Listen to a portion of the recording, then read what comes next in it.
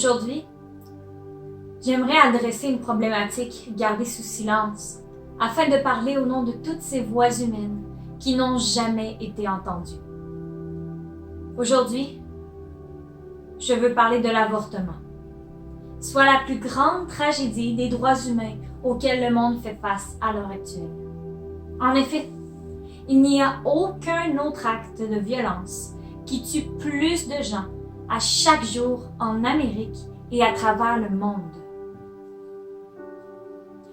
J'aimerais spécifier en commençant que je ne souhaite pas imposer mon opinion, mais plutôt vous la partager afin de nourrir votre réflexion. Car personnellement, je crois qu'en aucun cas, l'interruption d'une grossesse ne concerne qu'un simple tas de cellules sans conscience. L'avortement, c'est un infanticide. Et je ne veux condamner personne en disant cela, mais je souhaite que l'on arrête de se mettre la tête dans le sable et que l'on reconnaisse l'avortement pour ce qu'il est réellement. Lorsqu'une femme qui désire avoir un enfant obtient un test de grossesse positif, elle se réjouit à l'idée que la vie prenne place en elle. Pourtant, une femme qui ne désire pas avoir d'enfant et qui obtient un test de grossesse positif est d'abord ébranlée, évidemment, mais ensuite soulagée de se dire qu'elle peut aisément se départir de cette chose qui est en elle. N'est-ce pas contradictoire? Assurément, une de ces deux perspectives est erronée et j'opte pour la deuxième. En juin 2019, une jeune femme a enclenché les procédures d'avortement à Montréal et s'est retrouvée accouchée dans sa chambre d'hôtel. Elle fut donc emmenée à l'hôpital avec son bébé et alors que les ambulanciers opéraient un massage cardiaque sur le bébé, la jeune femme était paniquée et leur a supplié de sauver son enfant. Est-ce que ce témoignage ne relève pas la contradiction liée à cet événement? Voyons ce que la science en dit. Lors du premier trimestre d'une grossesse, on utilise généralement la pilule de l'avortement, qui commence par l'ingestion de mifepristone. Cela arrête la production de progestérone qui stabilise l'endomètre de l'utérus de la femme, ce qui prive l'embryon de sang et de nutriments, ce qui le tue. Cela sous-entend qu'une forme de vie était préalablement présente. Ce n'était peut-être pas un être humain à part entière, mais il le serait devenu un jour.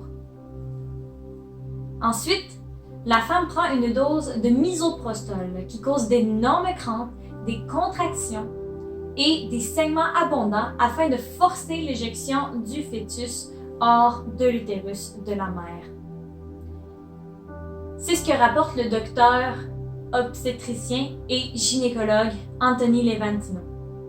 Le processus s'avère très douloureux et si la mère prend garde, elle peut possiblement compter le nombre de doigts et d'orteils de son bébé une fois éjecté et mort. Lorsque la grossesse est plus avancée, on procède généralement à un avortement chirurgical qui consiste à introduire une sorte d'aspirateur dans l'utérus de la femme afin d'en aspirer le bébé. Ensuite, étant donné que cette procédure démembre l'enfant, les médecins le reconstituent sur la table afin de s'assurer qu'il ne manque aucun morceau, juste avant de le jeter dans le contenant à déchets biologiques.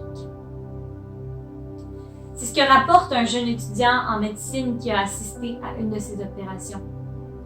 Il dit « J'étais pro-choix, mais je viens de voir un enfant se faire déchirer membre par membre lors d'un avortement. »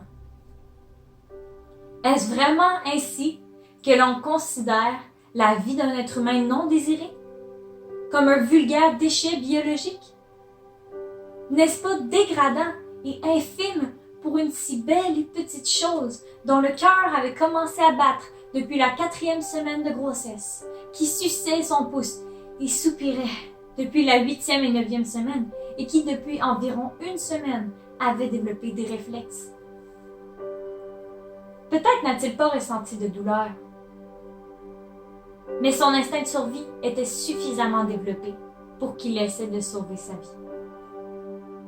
Et non, vous ne pourrez jamais me convaincre par quelconque absurdité que ce n'était pas un meurtre. J'ai moi-même visionné l'échographie d'un avortement par succion. Et de voir ce bébé se débattre de façon si acharnée pour se sauver de ce tube meurtrier m'a tellement attristée.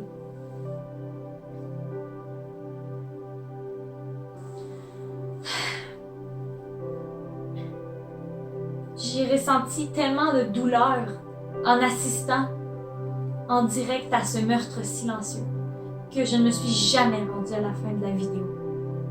C'était trop dur à supporter pour moi qui aime la vie si passionnément sous toutes ses formes.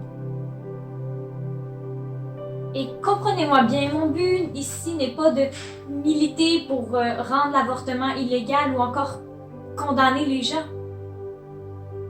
Mais je souhaite que l'on redonne à la vie humaine sa valeur si précieuse. En effet, l'avortement est légal et je crois qu'il devrait le rester. Autrement, ce serait de brimer l'article de la Déclaration des droits de l'homme qui dit que tout individu a droit à la liberté et à la sûreté de la personne. Toutefois, j'aimerais sensibiliser les gens à considérer davantage la vie de l'enfant aussi. Car dans ce même article, il est aussi écrit que tout individu a droit à la vie.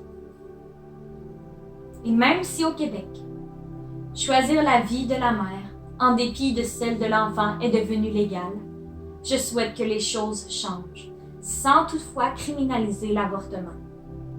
Parce qu'avant sa légalisation, l'avortement était quand même pratiqué de façon clandestine, non encadrée, ce qui rendait la procédure très dangereuse, voire mortelle.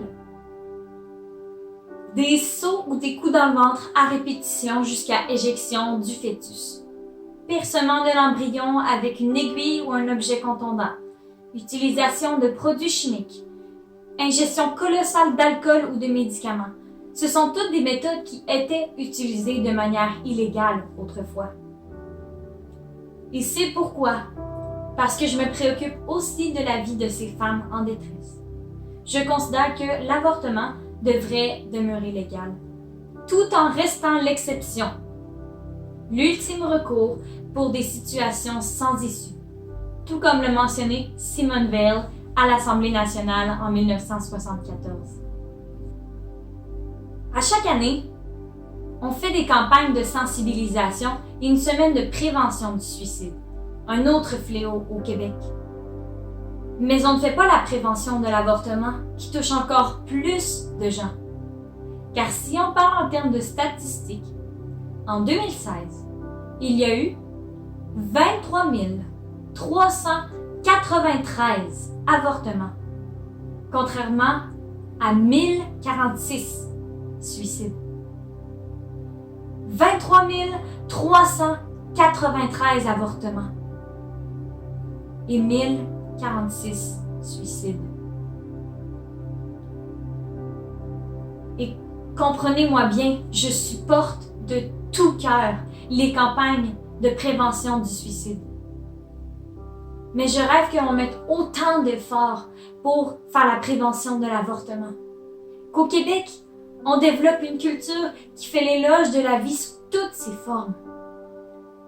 Car en effet, aucun de nous ne mérite de vivre plus qu'un autre. Nos vies sont toutes importantes et précieuses. Ce n'est pas à nous de jouer le rôle de Dieu en jugeant la valeur de la vie d'un individu. Car je crois qu'il considère que chaque vie est d'une valeur inestimable. Je crois que notre rôle à nous, c'est simplement d'accueillir la vie et de la valoriser. Pour en arriver là, il faut désamorcer certaines croyances pro-choix qui se sont ancrées dans notre société. Et j'aimerais en aborder quelques-unes maintenant. D'un côté, une des principales raisons pourquoi les pro-choix justifient l'avortement est le viol. Et autrefois, je considérais le viol comme étant une des seules bonnes raisons pour justifier un avortement. Mais je ne suis plus certaine que ce soit un motif justifiable pour interrompre une grossesse. En effet, j'ai écouté le témoignage d'une femme qui s'est fait violer à 11 ans et qui a choisi de ne pas se faire avorter. Et ce que sa fille, l'enfant issu du viol, a dit m'a vraiment interpellée.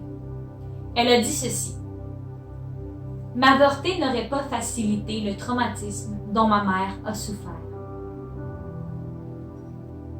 Je suis d'avis que ce témoignage mérite mûre réflexion, considérant que l'avortement aurait été un traumatisme supplémentaire pour cette jeune fille de 11 ans déjà traumatisée et blessée. Et je suis tout à fait consciente que ce que je dis est beaucoup plus facile à dire qu'à faire. Mais est-ce une raison suffisante pour ne pas le considérer? D'un autre côté, un argument très populaire des pro-choix est d'avorter pour éviter à un enfant de vivre une vie de souffrance, considérant que l'on n'a pas les ressources ni les moyens de s'en occuper.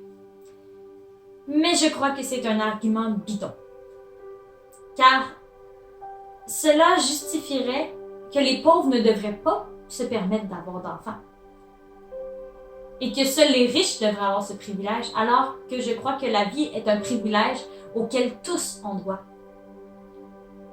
Et d'ailleurs, tout le monde souffre. Nous allons tous souffrir tôt ou tard dans notre vie. Personne n'y échappe. J'espère que je ne vous apprends rien ici. Sinon, vous allez vite le découvrir. Par ailleurs, on connaît tous très bien la citation de Nietzsche qui dit « Ce qui ne tue pas rend plus fort » ou en anglais « What doesn't kill you makes you stronger ».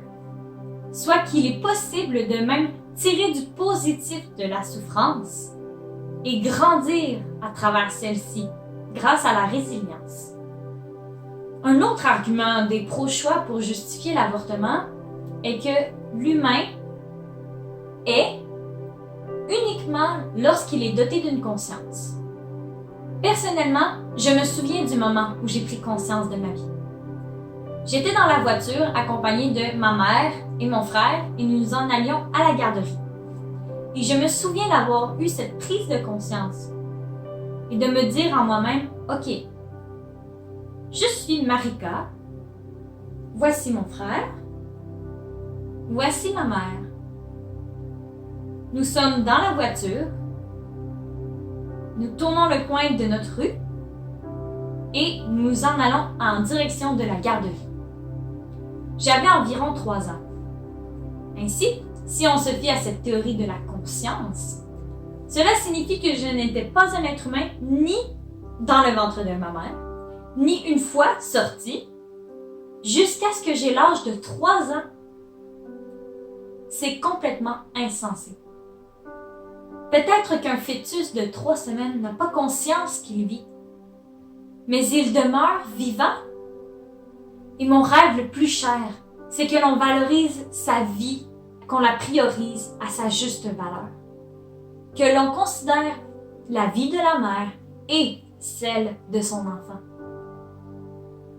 Maintenant, j'aimerais m'adresser aux jeunes femmes ou aux femmes qui vivent une grossesse imprévue et qui se sentent complètement désemparées. Je comprends totalement votre détresse. Et lors d'une situation d'ultime recours, je comprends tout à fait votre décision. Et c'est pourquoi je crois que l'avortement doit demeurer légal.